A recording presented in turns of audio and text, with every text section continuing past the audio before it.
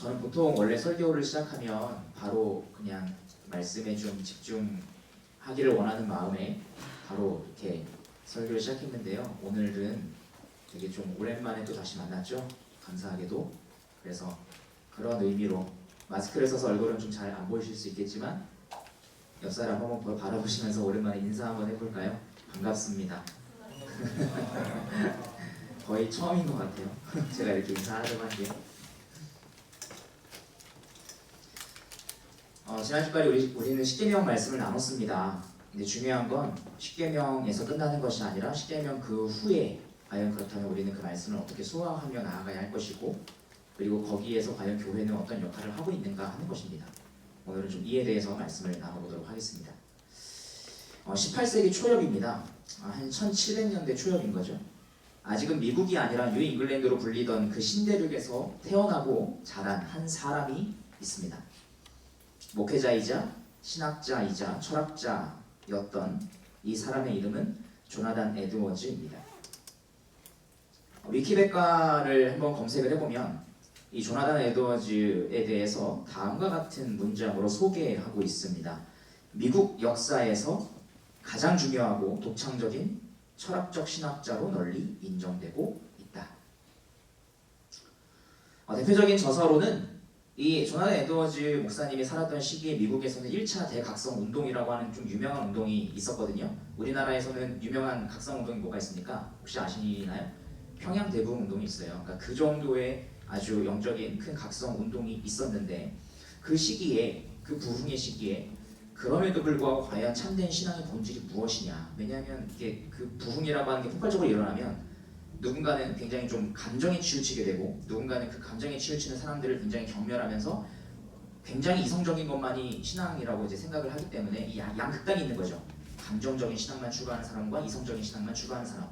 그 사이에서 과연 참된 신앙이 무엇이냐라고 하는 것을 잡기 위해 이 조나단 에드워즈는 분투했습니다.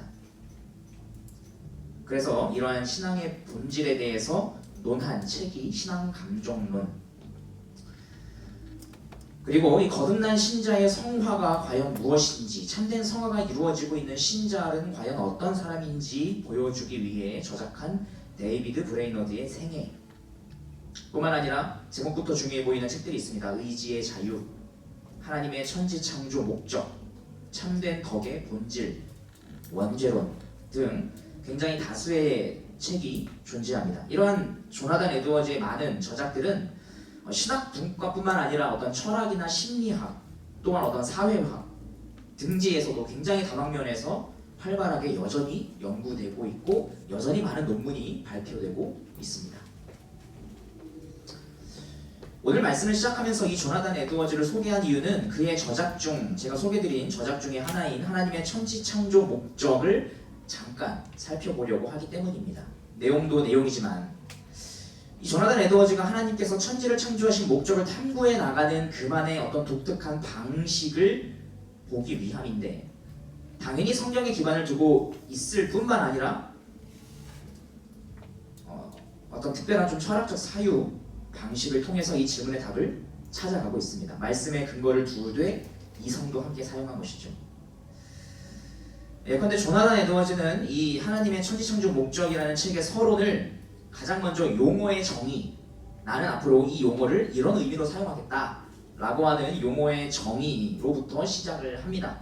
다음과 같이 말입니다. 궁극적 목적과 최고 목적의 차이점, 이게 소제목이에요. 궁극적 목적과 최고 목적의 차이점. 하나님의 천지창조 목적을 연구하면서 발생할 수 있는 모든 혼란을 피하기 위해 어떤 일을 수행하는 최고의 목적과 궁극적 목적을 반드시 구분해야 한다. 이 두 용어는 언제나 정확하게 동일한 의미를 갖지는 않는다. 최고의 목적은 언제나 궁극적 목적이다. 그러나 모든 궁극적 목적이 언제나 최고의 목적은 아니다.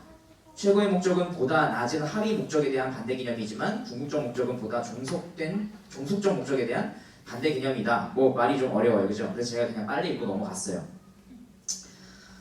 계속해서 이런 설명을 계속해서 이어가고 있는데 저 나름대로 이해한 것을 다시 여러분에게 좀 설명을 해보자면 이렇게 설명을 해볼 수 있을 것 같아요. 예를 들어서 여러분 각자가 원하는 어떤 버킷리스트가 있다고 한번 해봅시다. 한 10가지 항목 정도가 있어요. 그죠? 10가지 항목. 그리고 각 항목은 서로 관련이 없는 독립적인 내용이에요. 난 이것도 해보고 싶고 저것도 해보고 싶고 저것도 해보고 싶고 하는데 다 이 해보기 원하는 각 항목들이 서로 관련이 없어요. 그냥 관련 없다 보니까 어떻게 하겠습니까? 이거 이루면 보통은 어떻게 하죠? 체크하거나 그냥 쓱쓱 긋겠죠. 그죠? 이렇게 했을 때 이 10가지 각 항목은 모두 궁극적 목적이라고 할 수 있어요. 이걸 이루면 끝나요. 궁극적 목적이겠죠. 그죠? 그럼에도 불구하고 이 10가지 항목을 모두 아우르는 것이 있습니다. 나의 행복 말입니다. 그리고 바로 이것을 최고의 목적이라고 해요. 그러니까 모든 궁극적 목적마저도 아우를 수 있는 말 그대로의 최고의 목적. 그죠? 최고의 목적이랑 궁극적 목적이 좀 어떤 차이인지 아시겠습니까?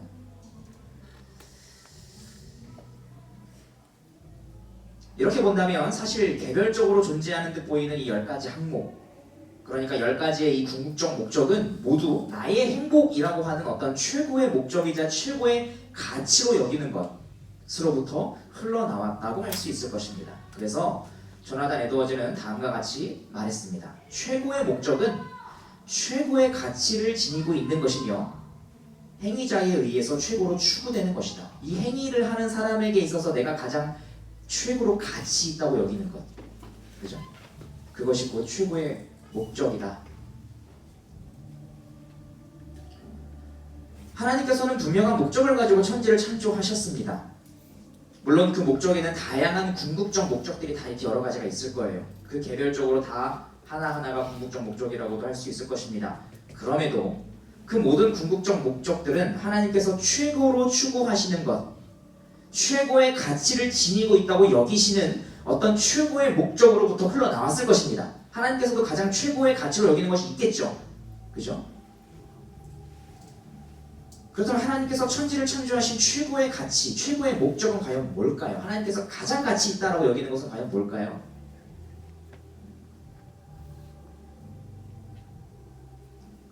이러한 연구를 면밀히 마친 후에 조나단 에드워즈는 하나님께서 천지를 창조하신 그 최고의 목적을 다음과 같이 결론 내립니다. 하나님은 자기 자신을 천지 창조의 최종 목적으로 제시하신다. 하나님은 모든 만물이 존재하게 될 수 있게 된 최초의 원인이자 완전한 진리죠. 선한 것, 그리고 미, 아름다움, 이 모든 것들에 대한 가장 궁극적인 원천이에요. 진선미의 원천이시고 어디에도 의존하지 않고 스스로 존재하시는 분입니다. 따라서 이 온 피조 세계를 통틀어서 하나님보다 더 가치 있는 존재는 없고 하나님보다 최고의 목적이 될 수 있는 것은 없습니다. 애초에 이 천지 창조가 이루어지기 전에 하나님은 영원히 홀로 존재하고 계셨기 때문이죠. 게다가 이 하나님께서는 한 하나님 안에 삼위로 아주 독특한 방식으로 존재하시기 때문에 우리 이거 이성으로 잘 이해 안 돼요. 안 되는 게 맞아요. 되면 오히려 큰일 나요.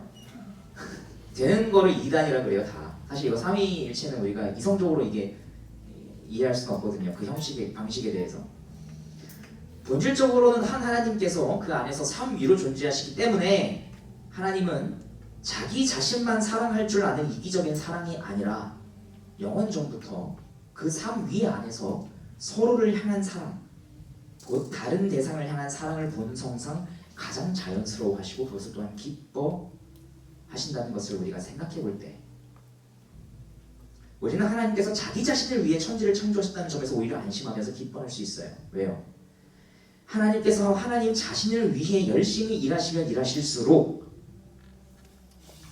하나님의 사랑은 언제나 외부로 발산되는 게 가장 자연스러운 상태이기 때문에 모든 피조물에게 가장 좋은 거죠. 그렇죠?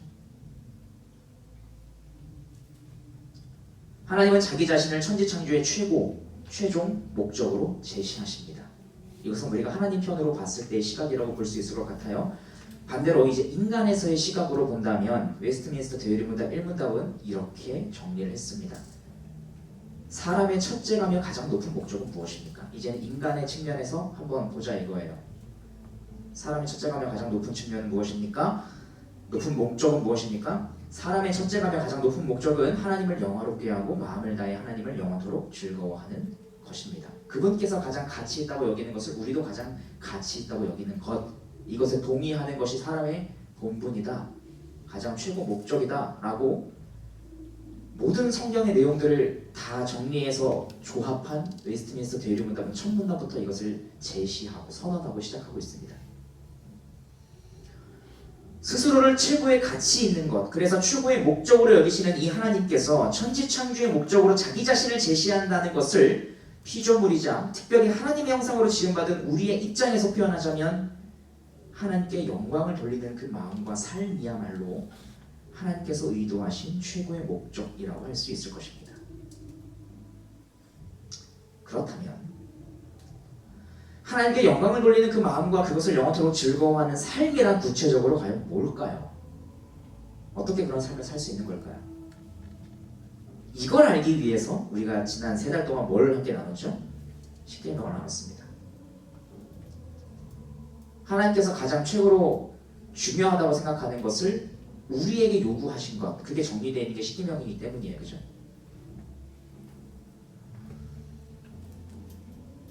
그래서 우리는 하나님께 영광을 돌리는 그 마음과 어떤 방법만이 아니에요. 십계명이 계속 얘기했던 거는 사실 우리의 마음에 대해서 계속 얘기하고 있었죠. 우리의 마음과 그 방법을 십계명에서 우리는 알 수가 있습니다. 하나님께서 자기 자신을 위해 일하실수록 모든 피조물에게 가장 좋은 것이듯이, 그래서 우리가 하나님께 영광을 돌리는 삶에는 하나님 사랑뿐만 아니라 이웃 사랑도 함께 포함되어 있는 것입니다. 그게 본성상 하나님과 너무 닮아있기 때문이에요. 그 계명 자체 그걸 그래서 요구하고 있는 거죠. 여기 모인 우리 각자가 하나님께 영광 돌리는 삶을 열심히 살아갈 때 그냥 내 신앙만 좋아지는 게 아니라 실제적으로 우리는 서로 함께 행복해지는 삶을 살아갈 수가 있습니다. 서로의 삶을 실제적으로 챙겨주는 모습들을 우리는 십계명에서 보았죠. 그런데 막상 이 십계명에 담긴 하나님의 의도와 우리를 향한 요구를 계속해서 나눴는데 여러분 어땠습니까? 그걸 나누셨을 때 여러분 어떠셨나요? 마음 굉장히 세세하고 생각했던 것보다 범위가 굉장히 넓어요. 게다가 각 계명이 서로 유기적으로 연결되어 있어가지고 더 복잡해요. 뿐만 아니라 단회적이지도 않아요. 그냥 내가 한번 지켰다 그래서 오케이 체크리스트 할 수 있는 게 아니에요. 지속적으로 계속해서 지켜나가야 하는 계명이었죠. 우리가 살아가는 모든 순간과 모든 장소에서 순종할 것을 하나님은 요구하세요. 과연 우리가 하나님의 말씀에 온전히 순종한다는 것이 그럼 과연 가능하기나 하는 것일까? 여러분 그런 생각 해보지 않으셨습니까? 십계명 이렇게 매번 들을 때마다 저걸 저렇게 살 수 있다고? 저렇게 살라고 나한테? 그게 제 솔직한 심정이었어요. 제가 십계명에 대한 말씀을 처음 접했을 때. 그래서인지 10번째 계명을 설명한 후에 곧바로 이어지는 이 웨스트민스터 149문답은 다음과 같이 말합니다. 제가 문을 읽으면 여러분 답을 읽어주세요. 하나님의 계명을 완전히 지킬 수 있는 사람이 있습니까?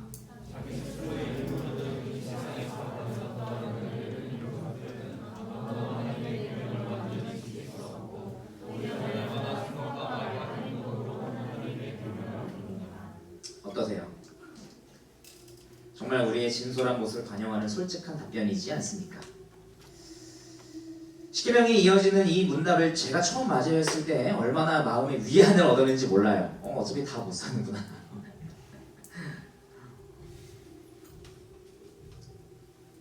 게다가 사실 이 답변이 여기 딱 십계명이 끝나자마자 등장하는 이유는 또 한 가지가 있는데, 이 답변으로 인해서 우리는 마치 내가 이미 하나님의 계명을 모두 잘 지키고 있고 지킬 수 있다고 자만하는 일종의 율법주의로부터 우리는 벗어날 수 있게 됩니다. 애초에 그런 사람이 없다라고 선언을 해주고 있거든요. 난 하나님 말씀 난 나름대로 난 잘 순종하고 살고 있어 라고 생각하는 사람에게 완전히 순종할 수 있는 사람은 이 세상에 아무도 없어 라고 얘기를 해주고 있다는 거죠. 그래서 우리는 우리의 연약함을 오히려 인정하게 됩니다. 그래서 이 문답이 십계명 이후에 바로 이어서 등장하는 겁니다. 하지만 여기서 멈춘다면 언제든 교만한 마음이 틈타기 쉬운 우리는 또다시 이렇게 생각할지도 모릅니다. 그래, 어차피 완전히 지킬 수 있는 사람은 어차피 없어. 그러니까 그냥 좀 어느 정도는 이렇게 좀 하면서 그냥 어느 정도는 좀 이 정도쯤은 그래도 너무한 거 아닌가? 이 정도쯤은 그래도 좀 괜찮지 않을까? 하면서 살아가는 건 어쩔 수 없는 거야. 어차피 우리 완전히 다 못 지킨다며 라고 생각할 수도 있겠죠. 율법주의라고 하는 어떤 교만으로부터 자유롭게 해주었더니 오히려 한 발 더 나아가서 율법 폐기주의라는 또 다른 교만으로 나아갈 우려가 언제든지 우리 마음 안에는 도사리고 있습니다. 그래서 여기서 이어지는 대요리 문답은 이제 이런 방향으로 진행됩니다. 150문입니다. 하나님의 법을 어기는 모든 죄가 그 자체로 또 하나님 보시기에 똑같이 극악합니까? 아까 뭐라고 생각할 수 있다 그랬죠? 내가 요 정도는 지키고 좀 요 정도는 좀 넘어가도 되지 않을까라고 생각할 수 있다 그랬죠? 그래서 이렇게 질문을 해요. 그랬더니 뭐라고 그러죠? 하나님의 법을 어기는 모든 죄가 똑같이 극악한 것은 아닙니다. 차등이 있다고 하네요. 어떤 죄들은 그 자체로 또 죄를 더욱 악화시키는 몇몇 이유 때문에 하나님 보시기에 다른 죄들보다 더 극악합니다. 하나님 보시기에 더 무거운 죄가 있다 그러네요. 그래서 이제 알려줍니다. 뭐가 더 무거운지. 151문입니다. 어떤 죄들을 다른 죄들보다 더 극악하도록 악화시키는 것은 무엇입니까? 어떤 죄들이 다른 죄들보다 더 극악하도록 악화시키는 경우는 다음과 같습니다. 첫 번째, 죄를 저지른 사람이 누구인가에 따라서 그렇습니다. 즉 나이가 더 많고 더 많은 경험과 은혜를 가지고 직업과 은사와 지위와 직분에서 탁월하고 다른 사람들을 지도하고 다른 사람들이 따를 만한 본이 되는 경우에 짓는 죄는 다른 경우보다 더 극악합니다. 더 많은 책임이 부여되어 있다는 거죠. 그죠?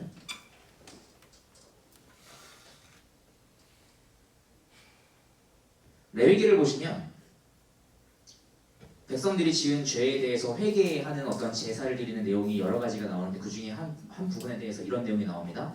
백성들 전체에 대하여 속죄의 제사를 드릴 때에는 그 숫송아지 한 마리를 제물로 드리면 되고 제사장이 죄를 범했을 때 마찬가지로 숫송아지 한 마리를 제물로 드린다. 어떤 정도의 책임인지 아시겠습니까? 제사장 한 명과 백성 전체의 죄를 균등하게 보는. 두 번째, 범죄의 대상이 누구인가에 따라서 그렇습니다. 즉 직접적으로 하나님과 그분의 속성과 그분께 드리는 예배를 거스르고 범죄의 대상이 하나님이에요. 직접 그리스도와 그분의 은혜를 거스르고 성령님과 그분의 증언과 일하심을 거스르고 또 윗사람들과 지위나 신분이 높은 사람들, 특별히 가족의 우더른들과 우리와 같이 일하는 상사들을 거스르고. 근데 여기에 대해서는 한 가지 덧붙일 게 있습니다. 이거 5계명에 관련된 것인데 5계명에서는 뭐라고 얘기했냐면 이러한 순종을 해야 하는 것이 당연하지만 더 큰 권위는 하나님에게 있기 때문에 만약 우리의 이웃에 있는 우리 윗사람이 우리에게 하나님의 계명과 반대되는 것을 요구할 때는 우리는 그걸 거부해야 된다라고 얘기하죠. 그죠? 또 성도들, 그 중에서도 연약한 형제들과 성도들의 영혼과 다른 사람들의 영혼, 그리고 모든 사람 또는 많은 사람이 공통으로 누리는 선을 거스르는 경우에 짓는 죄는 다른 경우보다 더 극악합니다. 세 번째, 죄의 본성과 질에 따라서 그렇습니다. 즉 율법에 분명하게 기록된 것을 거스르고 많은 계명을 어기고 많은 죄가 포함된 죄를 저지르며 죄를 마음에 품었을 뿐만 아니라 말과 행동으로 행하고 다른 사람들을 분개하게 하고 배상할 여지가 없고 수단, 자비, 심판, 본성의 빚, 양심의 가책, 공적 또는 사적 훈계, 교회의 권징, 국가의 증거를 다 거스르고 우리의 기도와 목적과 약속, 서약, 언약, 하나님과 사람과의 계약을 거스르고 의도적으로, 여기서 중요한 건 의도적이에요. 의도적으로 자신의 의지로 주제넘게 뻔뻔하게 자만하며 악의적으로 자주 완고히 기뻐하며 계속하여 또는 회개한 후에 다시 죄 가운데 빠지는 경우에 짓는 죄는 다른 경우보다 더 극악합니다. 다시 점점 더 무거워지고 있죠, 분위기가. 자, 네 번째 볼까요? 때와 장소에 따라서 그렇습니다. 즉 주일이나 그 밖에 다른 때에 드리는 거룩한 예배 때, 예배 직전이나 예배 직후에 이럴 때는 좀 더 가중하다는 거죠, 하나님 보시기에. 또는 그런 잘못들이 일어나지 않게 막거나 일어난 잘못을 고치기 위한 다른 도움들이 있을 때, 공적인 자리에서 또는 다른 사람들 앞에서 죄를 지음으로써 그 범죄 때문에 충동받기 쉽거나 더럽혀지기 쉬울 때에 짓는 죄는 다른 때에 짓는 죄보다 더 극악합니다.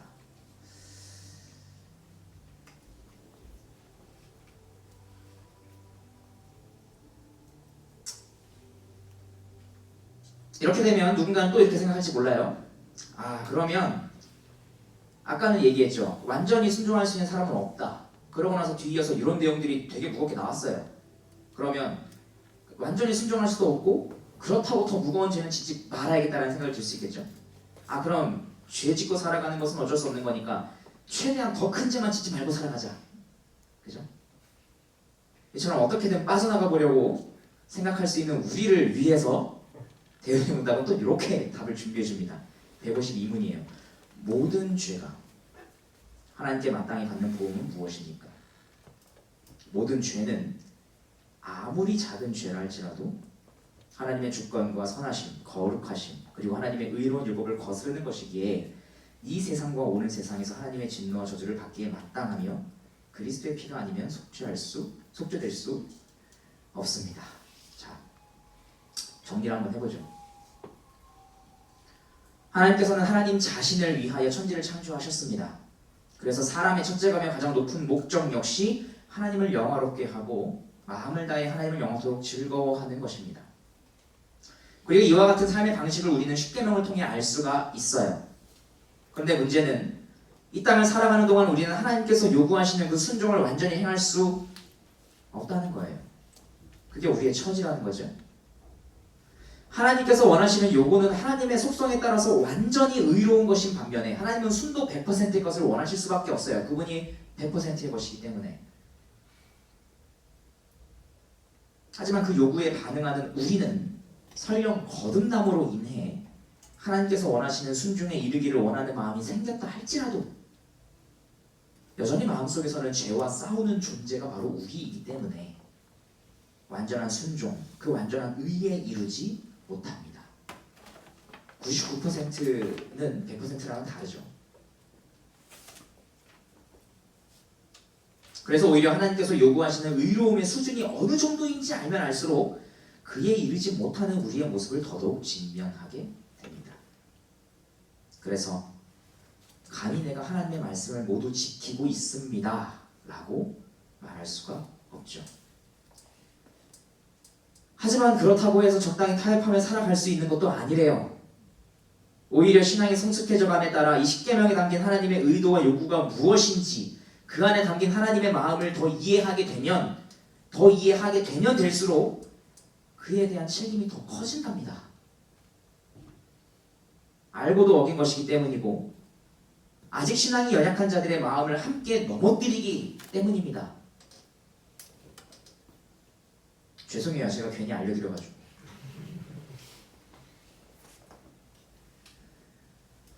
이쯤 되면 이제 이런 생각이 들 법해요. 그럼 도대체 뭐 어쩌라고.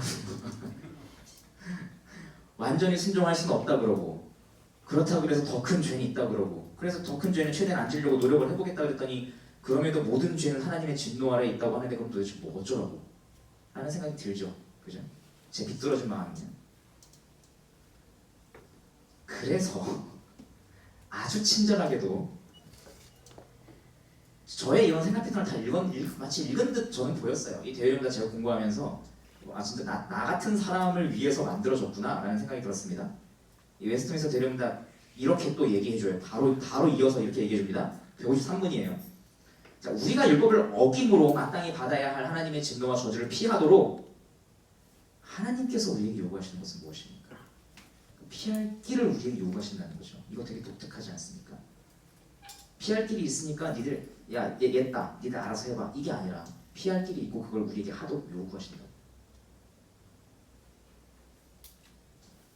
우리가 율법을 어김으로 마땅히 받아야 할 하나님의 진노와 저주를 피하도록 하나님께서 우리에게 요구하시는 것은 적극적으로 하라는 거죠. 하나님께 대한 회개와 우리 주 예수 그리스도께 대한 믿음과 그리스도께서 우리에게 자신의 중보의 혜택을 전하는 데 사용하시는 외적 수단들을 부지런히 사용하는 것입니다. 뭐라고 합니까? 여기서 등장하는 게 바로 회개와 믿음이에요. 이 지점에서 등장해요. 회개와 믿음이. 물론 우리는 처음 거듭날 때 회개와 믿음을 하죠. 근데 여기서 말하는 회개와 믿음은 우리의 삶 가운데서 지속적으로 행하는 회개와 믿음을 얘기합니다. 회개는 뭔가요? 그저 용서만 구하는 것이 아니라 사실 실제적으로 성경에서 말하는 회개는 여러분 아마 많이 들어보셔서 아실 거예요. 죄로부터 돌이키는 걸 말하는 거죠. 그죠? 그 행동으로부터 내가 떠나는 거 말하는 거 아닙니까? 근데 떠나기만 해서는 사실은 방향이 없어요. 그래서 믿음이 중요합니다. 떠날 뿐만 아니라 돌아섰을 때 우리가 바라보는 믿음의 대상은 주 예수 그리스도인 거죠. 회개라는 것은 죄로부터 돌이키는 것이고 믿음은 예수 그리스도를 바라보는 것이라고 할 때 그러니까 이런 거죠. 여기 죄가 있고 내가 여기서 돌이켜요. 이게 회개죠. 돌이켰더니 여기 앞에 그리스도가 있는 거예요. 그죠? 그래서 사실 회개와 믿음은 다른 개념이지만 하나로 묶여 있어요. 연결되어 있을 수밖에 없어요. 반드시. 이 둘은 결코 따로 떨어질 수 있는 것이 아니에요. 반복되는 넘어짐에도 우리가 진정으로 회개할 수 있는 이유가 무엇입니까? 내가 진정으로 회개할 때 우리는 누굴 만나죠? 그리스도를 다시 만나요. 내가 거듭났지만 하지만 우리는 그런 생각이 들 때가 있어요. 나는 거듭났어. 난 구원의 확신이 있다고 난 생각하는데 또다시 계속해서 반복적으로 죄를 짓고 살아가는 나의 모습을 보면서 나는 구원받는 게 맞는 걸까? 라는 생각이 들 때 그 안에서 진솔하게 나의 모습을 대면하고 내가 회개의 자리를 다시 들어가면 우리는 그 안에서 다시 누구 만나죠? 그리스도를 만나요. 그리스도의 속죄사건을 만나죠.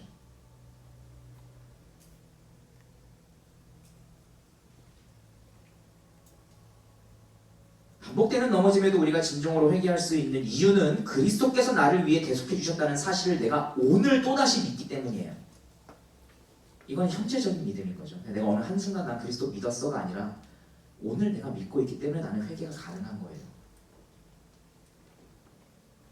또한 반복되는 넘어짐에도 우리가 참된 믿음을 가질 수 있는 이유는 진정한 회개 안에서 우리가 그리스도를 여전히 사랑하고 있다는 것을 내가 스스로 발견하기 때문이에요. 그러니까 이 회개와 믿음이 하나로 묶여서 우리가 계속해서 하게 될 때 우리는 곧 그것을 신앙이라고 말하고 한다는 거죠. 그래서 하나님께서는 이 동전의 양면과도 같은 회개와 믿음을 거듭난 신자라 할지라도 아니 사실은 거듭난 신자이기 때문에 죽음에 이르는 순간까지 계속해서 행하라라고 요구하고 계신 것입니다. 어떤 행위가 아니라 어떤 고행이 아니라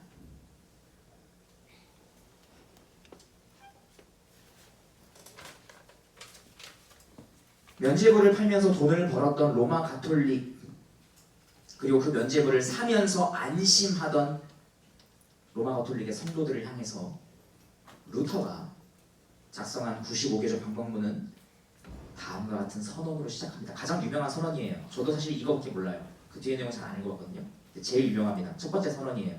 우리 주 예수 그리스도께서 회개하라고 말씀하셨을 때 그분께서는 믿는 자의 삶 전체가 회개하는 생활로 이루어지길 바라셨다.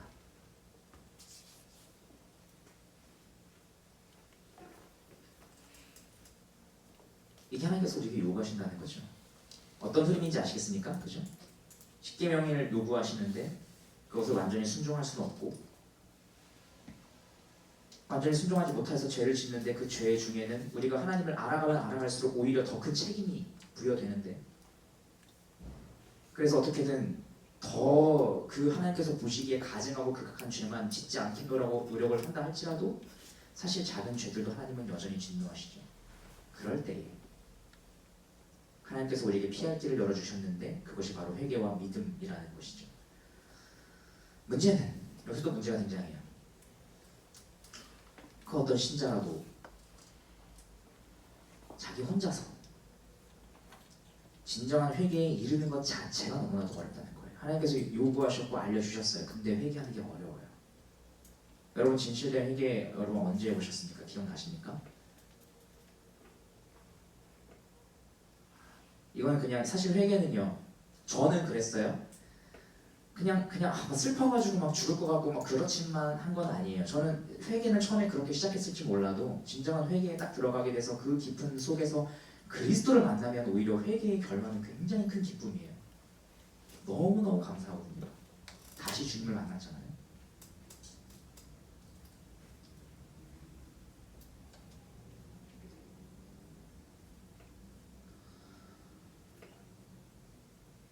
그래서 그렇게 회개가 그 결말은 너무 기쁘다는 건 알아요.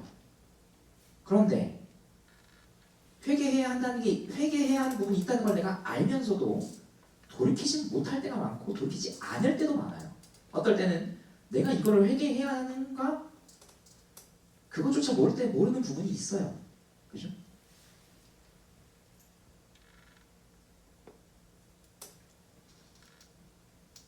그래서 진정한 회개와 연결된 이 참된 믿음, 다시금 그리스도께 나아가 그분을 붙들며 그분 안에서 누리게 되는 이 죄사함의 평안과 그로 인한 기쁨이나 감사를 누리지 못하고 살아갈 때가 너무나 많은 것 같아요.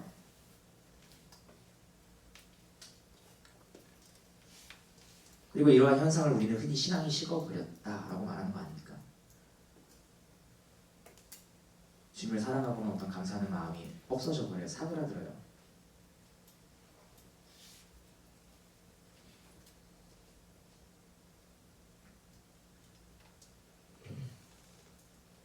그래서 너무나 감사하게도 하나님은 이에 대한 대비책까지 마련해 주셨습니다.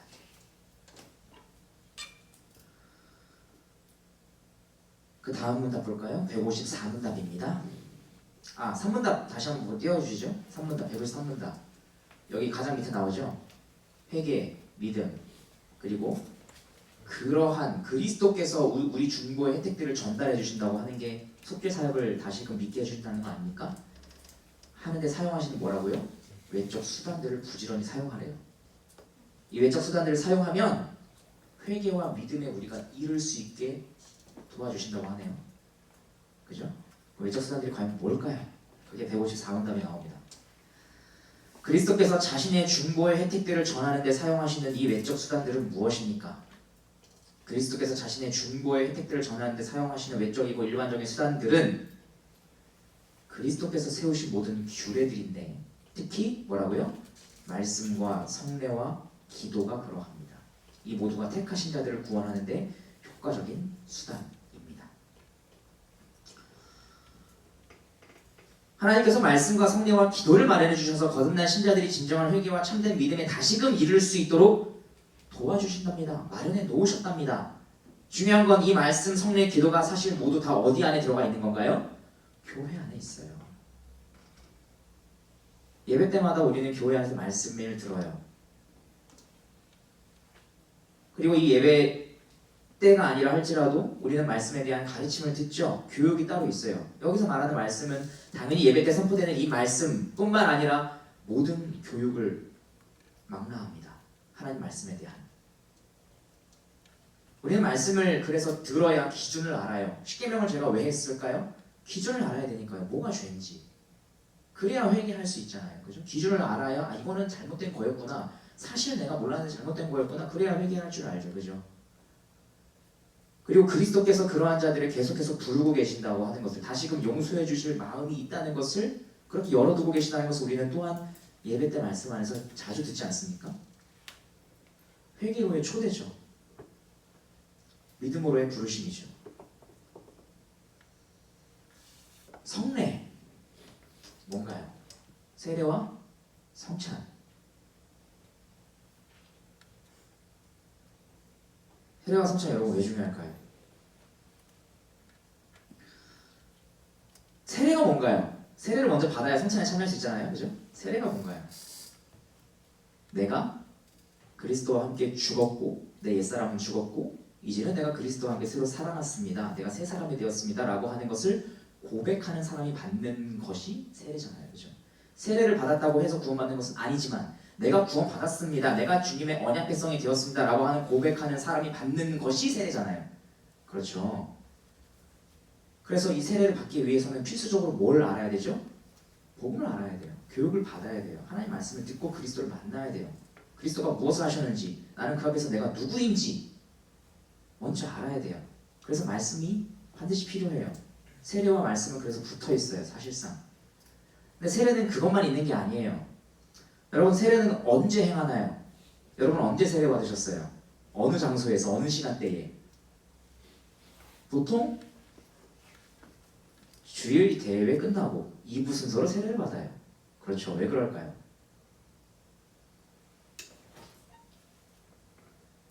아까 세례가 어떤 의미라고 했죠? 내 옛사람이 그리스도와 함께 죽었고 이제는 내가 새 사람으로 그리스도와 함께 살아났다고 그랬어요. 그렇죠?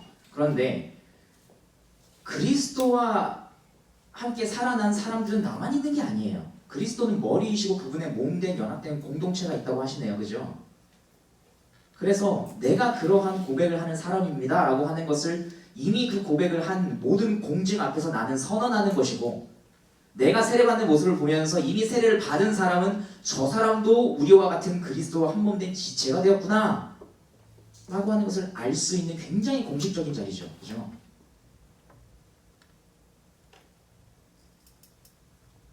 그래서 세례를 받게 되면 여러분에게 두 가지가 주어집니다. 첫 번째는 발언권이에요. 그리스도와 한 몸된 지체가 되었으니까 이제 나도 이 공동체 안에 소속된 사람으로서 말을 할 수가 있죠. 그래서 세례 받은 사람 이상으로 어디에 참여할 수 있습니까? 공동의회에 참여할 수 있어요. 여러분, 이 발언권이 아무것도 아니라고 생각하시면 안 돼요. 사실 우리가 살고 있는 이 민주사회 자체가 발언권을 얻기 위한 엄청난 역사의 노력이 있었다는 걸 여러분 아신다면 이 하나의 발언권이 사실은 얼마나 큰 권리인지를 알 수 있을 거예요. 그죠? 그런데 권리만 주어지는 게 아니에요. 권리와 함께 의무가 주어집니다. 한 몸 되었기 때문이에요. 이제 나 혼자 막 살아가면 되는 문제가 아니라 나는 이제 그리스도와 연합된 이 한 몸된 공동체 안에서 내가 살아가는 것과 이 사람이 살아가는 것이 연결돼 있고 상관관계가 있어요. 그래서 우리는 이제부터 내가 어떤 잘못된 길로 나아가면 내 옆에 있는 다른 그리스도인 신자로부터 권면을 받기도 해요. 또 때로는 권면을 해줘야 할 필요도 있어요. 왜냐하면 그렇게 살아가면 저 사람에게 안 좋은 거니까.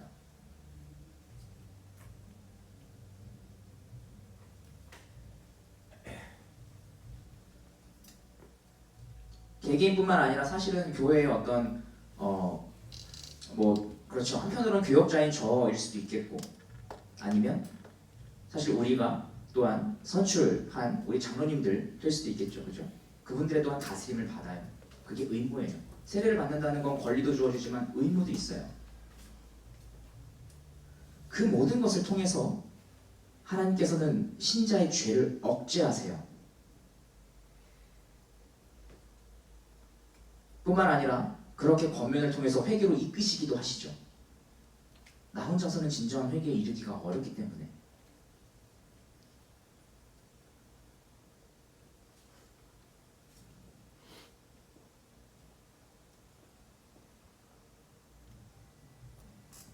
그리고 성찬은 뭔가요? 주의 죽으심과 부활을 날마다 기억하며 참여하는 것.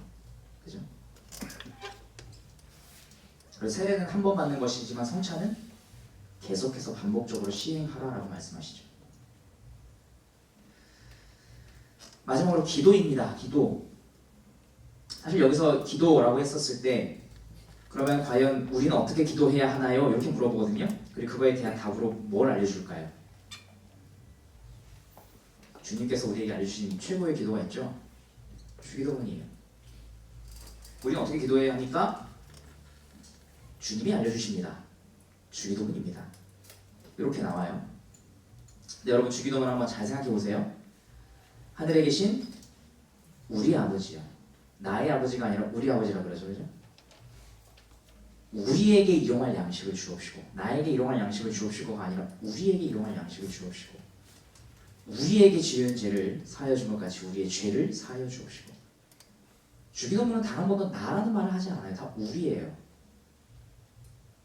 물론 주님께서는 골방에 들어가서 혼자 기도하라고 하셨지만 그것은 내가 기도하고 있는 어떤 나의 그런 신앙적인 어떤 외면적인 그런 어떤 그런 외형적인 모습을 막 자랑하려고 하지 말라라고 하는 의미인 거지, 기본적으로 주님께서 이 기도 안에서도 항상 공동체를 생각하게 하세요. 나의 일용할 양식만 채워줄 뿐이 아니라 저 사람이 일용할 양식도 주님 좀 채워주십시오.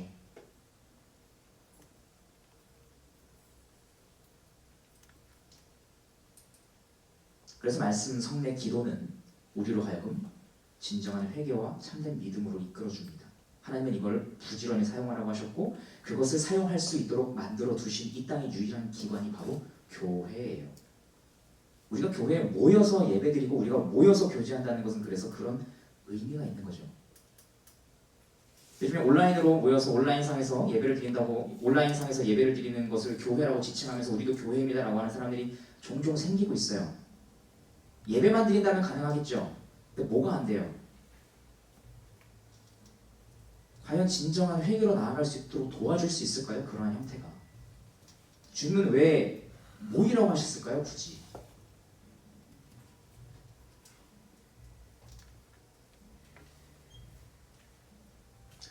우리가 이러한 이해를 가지고 오늘 본문을 다시 한번 보면 이 본문을 좀 더 깊게 이해할 수가 있습니다.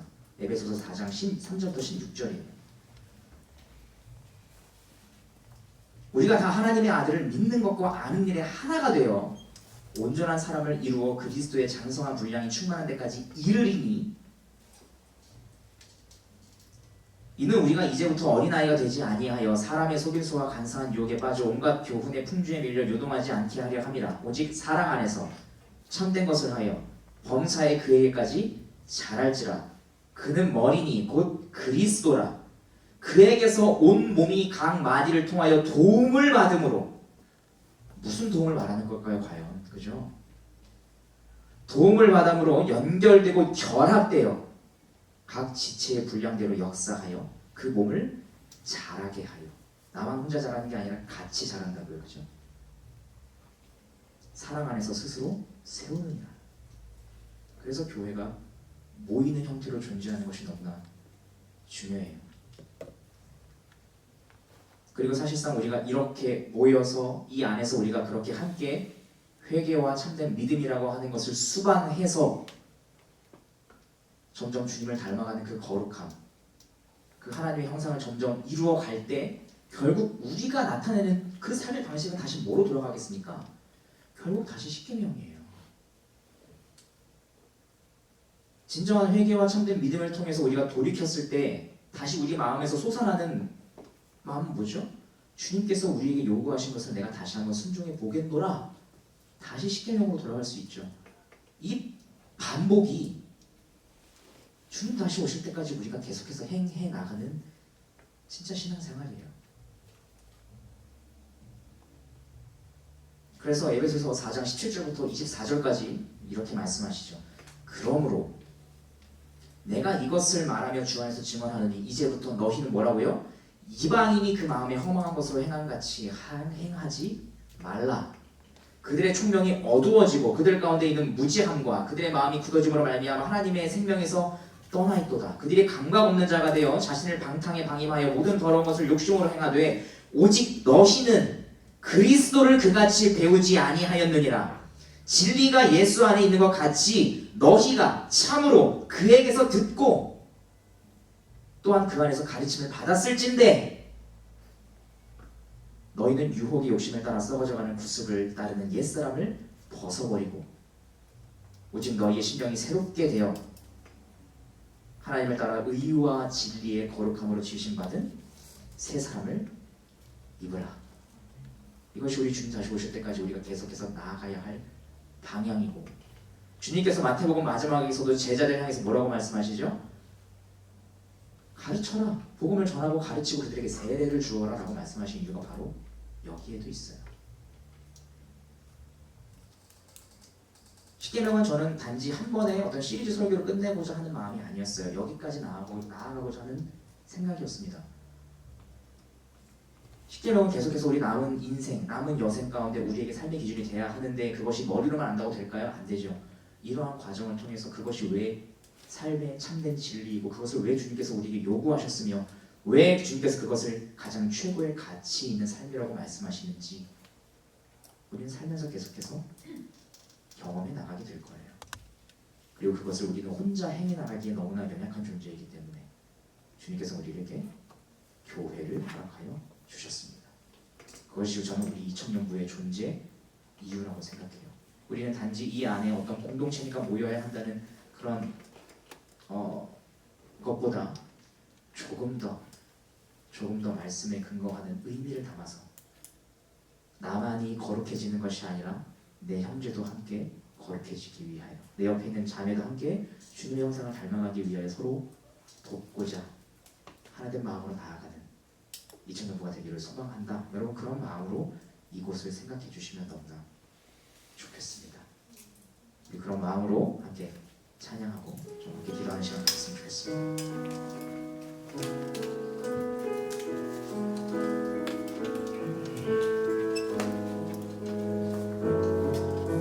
잘 모르시는 찬양일 수 있겠는데 가사를 좀 생각하시며 따라와 주시면 감사하겠습니다. 사람이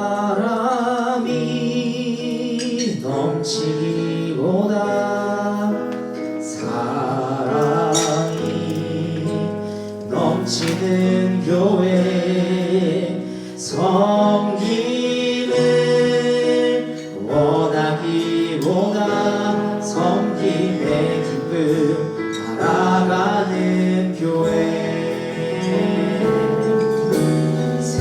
세상이 주목하기보다 주님이 주목하는 교회, 화려한 겉모습보다 중심이 주를 향한 교회, 주님이 피로 사신 아름다운 교회, 서로를 사랑함으로 하나 되는 교회, 주님이 머리 되신 거룩한 교회, 우리 함께 만들어 첫 다시 한번 이렇게 보겠습니다. 사랑이 넘치기보다 사랑이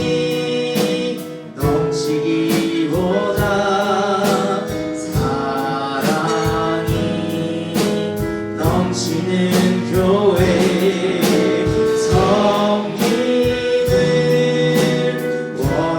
원하기보다 섬김의 기쁨 알아가는 교회,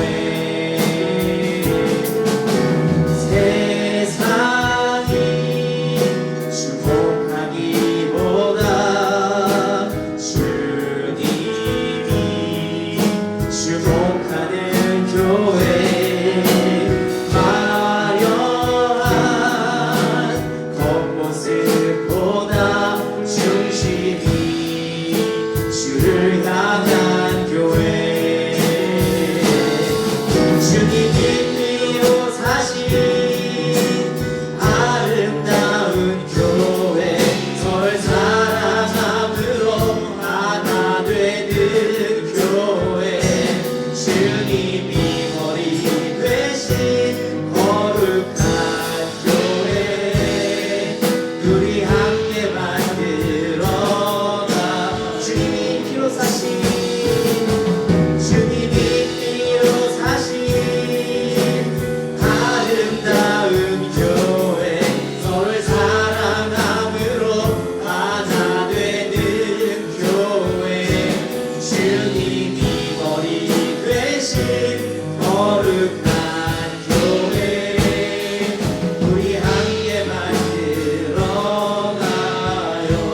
내 작은 생각보다도 내 작은 생각보다도 하나 됨에 소중함하는 교회, 세상에 알려지기보다 서로가 서로를 깊이 아는 교회, 내 작은 생각보다도 내 작은 생각보다도 하나 되네 소중함하는 교회,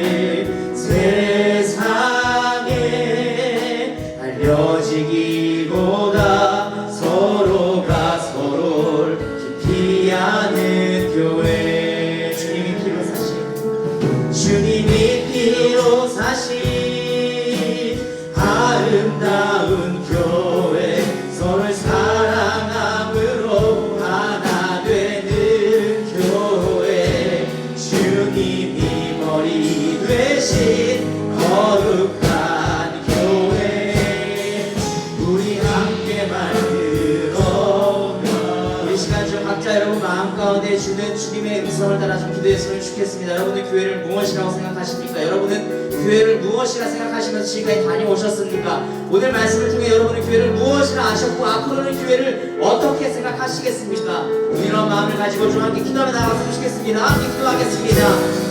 살아계신 하나님 아버지, 참으로 이 교회의 의미에 대하여 다시 깨닫게 하시고 주님께서 우리에게 교회를 주신 목적에 따라 아버지 우리가 기도하면서 참으로 우리 자신의 힘으로는 주님을 알아갈 수 있는 신이 전혀 우리가 얻지 못할 때에 아버지 하나님, 주님께서 이 교회 안에 주신 여러 가지 은혜의 대적인 방법들을 우리가 사용하여 부지런히 사용하여 아버지 우리가 진정한 의료와 참된 믿음에 이르게 하시고, 그러나 아버지 우리 마음을 다시 굳건하게 일으켜주셔서 하나님 아버지 다시 한번 주의 말씀 가운데 내가 부족하지만, 내가 완전히 내가 성공할 수 없지만, 내가 완벽할 수 없지만 나의 연약함을 인정하는 가운데 그럼에도 불구하고 내가 주의 말씀 다시 한번 성공의 목표로 나아가는 아버지 하나님 이 성도의 손으로 주여 도와주시고, 그러므로 하나님 아버지 주님의 요구인 주님께서 우리에게 말씀하신 아버지 우리가 이 시간에 다시 한번 생각을 나아가며 노력할 때 아버지 하나님 하나님을 사랑하고 우리가 이웃을 사랑하여 아버지 하나님 서로가 서로를 사랑하는 마음으로 함께 살아가는 이 교회가 계속해서 선한 순환 가운데 아버지 하나님 주님의 세워져 말씀대로 주여 도와주시옵소서.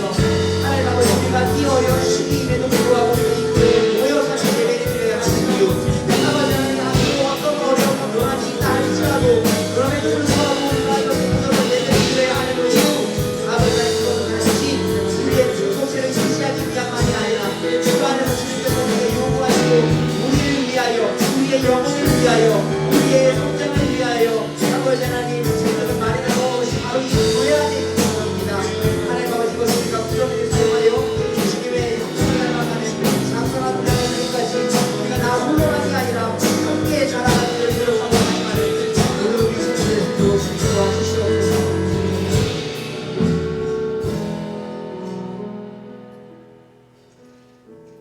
살아계신 주님, 주님께서는 지금도 친히 교회의 머리가 되심으로 주님의 몸된 교회를 주님께서 교회 안에 허락해 주신 여러 가지 은혜의 방편들을 통하여 다스리시고, 그들을 다시금 우리를 다시금 우리의 차라리 무너진 것을 자각하면 좋으련만 무너진 것도 자각하지 못하는 미지근한 마음을 주님께서는 우리를 진정한 회개의 자리로 이끄시기 위하여 말씀과 성례와 기도로 그 자리로 우리를 다시금 부르고 계십니다. 하나님, 우리가 이러한 주님의 선물을 이 교회 안에서 우리가 부지런히 잘 사용하여, 또한 나만 잘 사용하는 것이 아니라 내 옆에 있는 지체도 잘 사용할 수 있도록 우리가 도와줘서